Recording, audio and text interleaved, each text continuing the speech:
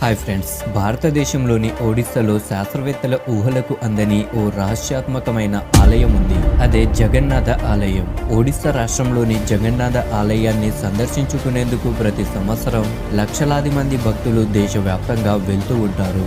సాధారణంగా ప్రతి ఆలయంలోనూ విగ్రహాన్ని మెటల్ ఆర్ స్టోన్తో తయారు చేస్తారు. కానీ జగన్నాథ ఆలయంలోని విగ్రహాలను మాత్రం చెక్కతో తయారు చేశారు. నిజానికి చెప్పాలంటే ఈ ఆలయం గురించి ఇప్పటి వరకు ఏ ఒక్కరు కూడా పూర్తిగా తెలుసుకోలేకపోయారు.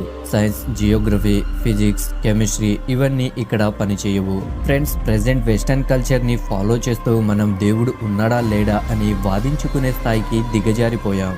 కానీ ఈ వీడియోను పూర్తిగా చూసిన తర్వాత మీకే అర్థమవుతుంది నిజంగా దేవుడు ఉన్నాడా లేడా అని. మన హిందూ ధర్మంలో చార్ధామ్ అత్యంత ప్రధానమైనవి, పవిత్రమైనవి. అవే ద్వారకా, బద్రీనాథ్, రామేశ్వరం అండ్ జగన్నాథపురి. అయితే